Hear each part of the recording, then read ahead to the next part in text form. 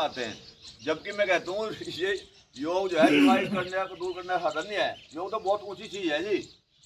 बीमारी तो अगर आप योग अभ्यास नियमित रूप से करें बीमारी तो कोई आएगी नहीं। मैं कह रहा हूँ गारंटी साथ ही बात को, ये तो बहुत ऊंची चीज़ है। इसको आप जो है रेगुलर आप करेंगे तो भाई ये तो ऋषियों मुनियों की देन है हमें। वास्तव में जो मनुष्य जीवन हमें मिला है इसका जो उद्देश्य है, मनुष्य जीवन का जो मुख्य उद्देश्य है वो क्या है? मोक्ष प्राप्त करना। उसके लिए महर्षि पतंजलि ने योग का अष्टांग योग जो है बनाया। वास्तव में असली लक्ष्य को पाना है तो योग करें आप लोग। ये कोई ये नहीं जो है ये बीमारी तो मेरे को ठीक हो जाएगी बीमारी तो कोई अभी बहुत भाई ने बताया मैं जब से कर रहा हूँ योग कोई दवाई नहीं खा रहा।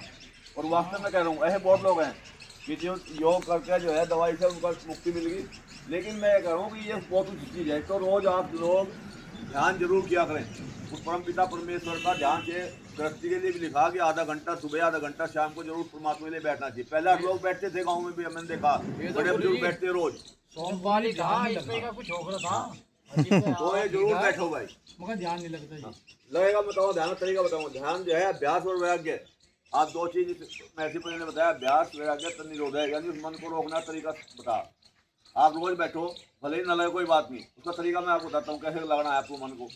पहले आप प्राण पर देखो, अपने श्वास को देखो, बस आंख बंद रखो, श्वास को देखना आते हुए जाते हुए। उसका कोई वो नहीं करना, कोई प्रयास नहीं करना। स्वाभाविक श्वास को देखो, बस पूरा ध्यान उस पर लगाओ, ठीक है ना। पहले आपका मन जब ध्यान उस पर टिक जाए जो है प्राणायाम करो तो इससे आपका मन टिकना शुरू होगा। उसके बाद फिर विचार देखो। जब विचार देखोगे आप तो विचार आने से होते ही बंद हो जाएंगे। देखो आप रोको मत, उसको देखते जाओ।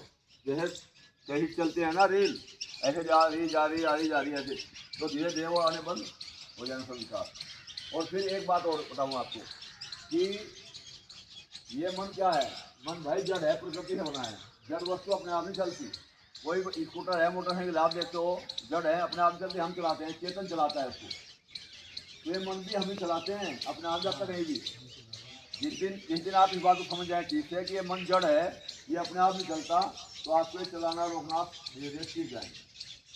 लेकिन हम तो मानते हैं मन बहुत चंचल है भी, मन है हमने बढ़ाया था मन चंचल, ठीक है ना। तो इसको भी चलाना रोकना सीखो, मन को भी। और ये सीखो कैसे आप? एक तो आप जो है ये मानो कि संसार में जितने भी सुख हैं जी, एक सुख के साथ 4 प्रकार के दुख छिपे हैं जी। संसार में सुख थोड़े हैं, दुख ज्यादा हैं।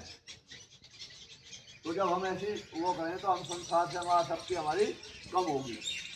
जहाँ जहाँ हम आसक्ति पालते हैं, जहाँ जहाँ मोह पालते हैं, वहाँ वहाँ कष्ट होता है, वहाँ दुख होता है। तो जब हम ये मान लेंगे कि जो है यहाँ पर सुख थोड़े हैं और दुख ज़्यादा हैं, तो हमारी धीरे धीरे इस संसार से आसक्ति कम होगी। और कम होगी तो फिर हमारा मन उस ईश्वर में लगेगा, क्योंकि ईश्वर सर्वव्यापक है और सुख स्वरूप है परमात्मा, पूर्ण आनंद स्वरूप है परमात्मा। उससे आप बैठे हो तो आपको भी सुख और आनंद आपको मिलेगा परमात्मा का, ठीक है ना। आप ये प्रयास आप करेंगे तो मैं कहूँगा निश्चित रूप से आपको मिल जाएगा। आज गाँव में भी मैं कह रहा हूँ, गाँव में भी इतनी बुरी स्थिति है। मैं देखता हूँ जाकर गाँव जाता हूँ तो कोई शुगर का पेशेंट, कोई हार्ट का पेशेंट, जवान बच्चे जो है बताओ हार्ट के, बताओ 35 साल क्या उम्र है भैया की, 35 साल में एक्सीडेंट पड़ गए हैं। तो भाई ये जो है आज बहुत जरूरी है। ऐसे लोग एक तो बैनर बनाओ, अनुपाल जी एक बैनर बनाओ, मैं दूंगा बनाना बल्कि चलो मेरी तरफ से आ जाएगा आपको बैनर। एक ध्यान लगाओ, एक बार लगाओ बैनर, ठीक है ना। लोगों को पता नहीं है एक्चुअल में।